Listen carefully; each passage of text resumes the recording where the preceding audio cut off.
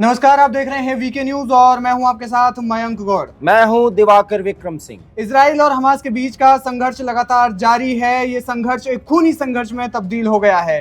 बीते रोज हुई घटना ने पूरे विश्व को चौंका दिया है। जिस प्रकार से गाजा के एक हॉस्पिटल के ऊपर बम गिराया गया और उस हॉस्पिटल में 500 लोगों की मौत हो गई, लेकिन उसके बावजूद वहां पर एक पेंच अब नया आ गया है। वो सब चीजें हम आपको बताएंगे। हर दिन हम आपको अपडेट दे रहे हैं कि क्या क्या हर दिन युद्ध में हुआ और आज भी हम इसका अपडेट देंगे। तो शुरुआत सर करेंगे। 500 लोगों की मौत के बाद इजराइल के खिलाफ पूरे इस्लामिक दुनिया ने एक बड़ा प्रोपेगेंडा वॉर शुरू किया। हालांकि इस युद्ध में अब ये क्लियर हो गया है कि जिस हमले से हमास का ये दावा है कि उसमें इजराइल ने उस हॉस्पिटल पर बम गिराए, रॉकेट दागे, वो गलत साबित हो रहा है, क्योंकि अल जजीरा की एक रिपोर्ट के मुताबिक वो रॉकेट हमास और उसके सहयोगी संगठनों की तरफ से दागा गया था, लेकिन मिस फायर हुआ और वो गाजा पट्टी के उस हॉस्पिटल पर गिर पड़ा जहां 500 लोगों की मौत हो गई है। हालांकि इजराइल इस संबंध में यह भी कह रहा है कि इस हॉस्पिटल में गाजा पट्टी के वो सभी हमास के बड़े उग्रवादी और उनसे जुड़े लोग वहां पर शरण लिए हुए थे, वो भी मारे गए हैं। आपको बता दें कि इस हॉस्पिटल में हुए हमले के बाद एक यहाँ पर पेंच है। पेंच ये है कि स्वास्थ्य मंत्रालय ने कहा है, गाजा के स्वास्थ्य मंत्रालय ने ये कहा है कि वहां पर जो मौतों का आंकड़ा 500 पहले दिखाया गया था उसको गाजा के स्वास्थ्य मंत्रालय ने घटा दिया है। जी हाँ, गाजा के स्वास्थ्य मंत्रालय ने 500 जो मौतों का आंकड़ा पहले से बताया जा रहा था और उसके आरोप जो है वो इजराइल पर लगातार लगा रहे थे। हालांकि वो मिसफायर हुआ था, लेकिन उसका आंकड़ा जो है अब घटा दिया गया है और ये मौत का आंकड़ा 471 कर दिया गया है। हालांकि इस बारे में कोई जानकारी नहीं है, इस बारे में उन्होंने कोई स्पष्ट नहीं किया है कि ये मौत का आंकड़ा क्यों घटाया गया है। इजराइल और हमास के बीच के युद्ध की सबसे बड़ी घटना यह है, जो बाइडेन तेल अवीव पहुंचे और उन्होंने इजराइल को भरोसा दिलाया कि वो इजराइल के साथ है, अमेरिका इजराइल के साथ है। लेकिन जैसे ही अमेरिका ने इजराइल को साथ देने का वादा किया, उसके बाद ईरान ने बड़ा ऐलान कर दिया कि अब पूरी दुनिया के मुस्लिम देश इकट्ठा हो जाएं और वो सारे देश जो मानवता को पसंद करते हैं वो इजराइल का बायकॉट करें। लेकिन अमेरिका ने घोषणा की है कि इजराइल के बायकॉट का कोई मतलब नहीं है, बल्कि हमास पर प्रतिबंध लगा दिया और उसके 10 बड़े नेताओं पर भी प्रतिबंध लगा दिया है। आर्थिक प्रतिबंध से अब हमास की आर्थिक रीढ़ पूरी तरह से उसके कमर टूट जाएगी, ये माना जा रहा है।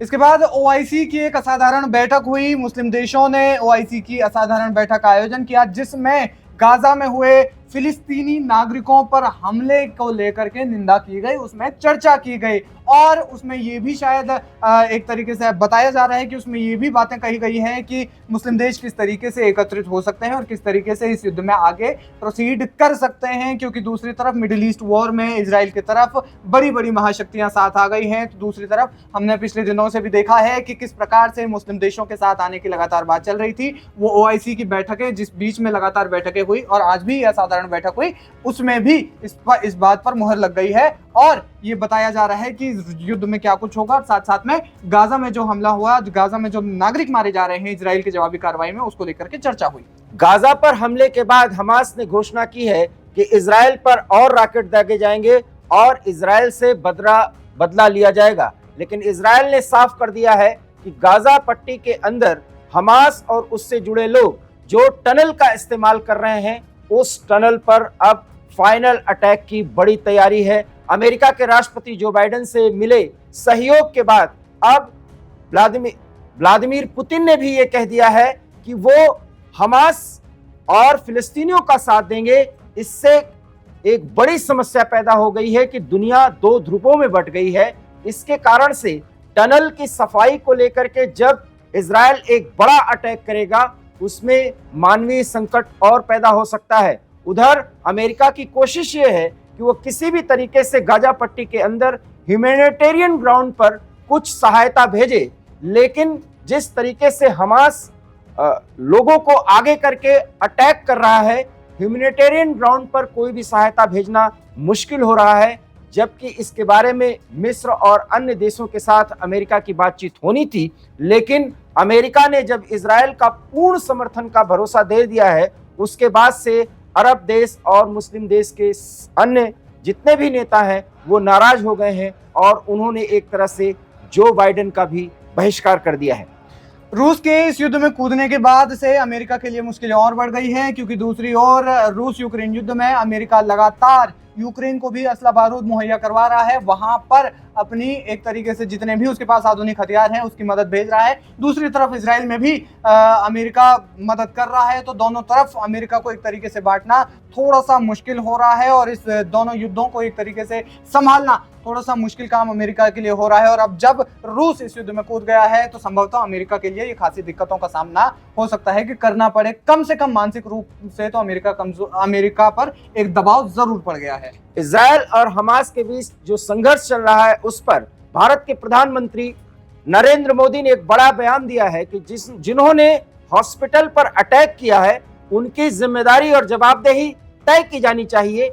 जो बाइडेन के अतिरिक्त प्रधानमंत्री नरेंद्र मोदी के इस बयान के बाद अब ये साफ हो गया है कि भारत को भी पता चल गया है कि वो रॉकेट जो इजराइल की तरफ से दागा हुआ बताया जा रहा है वो इजराइल की तरफ से नहीं दागा गया था, बल्कि उसका इस्तेमाल हमास और उससे जुड़े अन्य संगठनों ने किया था। इसके बारे में भारत ने कहा है कि जिम्मेदार लोगों की जवाबदेही तय होनी चाहिए और उनके खिलाफ कार्रवाई की जानी चाहिए। बड़ी अपडेट ये भी है कि गाजा में जो हालात हैं, जो आम नागरिकों के हालात हैं, वहां पर 12 लाख से ज्यादा लोग पलायन कर चुके हैं, गाजा को छोड़ चुके हैं। इसके अलावा गाजा में जितने भी लोग घायल हुए हैं, बहुत ज्यादा गंभीर उन्हें चोटें आई हैं, उन्हें बिना एनेस्थीसिया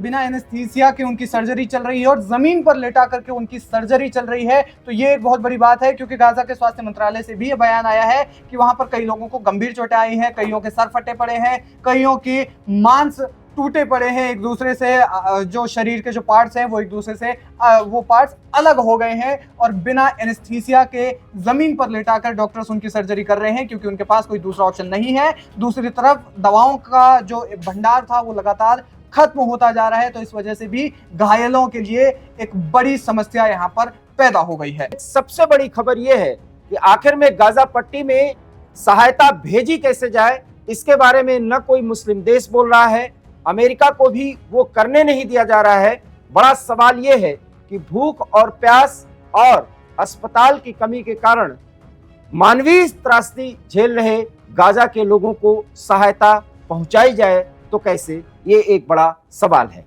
तो ये थी अपडेट इजराइल और हमास युद्ध के बीच में जो कुछ हो रहा है, वो पल पल की अपडेट्स हम आपको दे रहे हैं। जब तक ये सारा मामला एक शांति सुलह तक नहीं पहुंच जाता, और देखना ये होगा कि कब इसमें एक शांति वार्ता होती है, ये एक बहुत बड़ा सवाल यहाँ पर खड़ा उठ रहा है। क्योंकि आज जिस तरीके से हमास का मिसफायर हुआ, रॉकेट हमले से अस्पताल में इतने सारे लोगों की मौत हो गई, दूसरी तरफ लेबनान में अमेरिकी दूतावास को जलाया गया, तो यकीनन ये मिडिल ईस्ट में एक बहुत बड़ा मामला बनता जा रहा है। और ये मामला जहां पर शांत होना चाहिए था लेकिन शांत नहीं हो रहा है।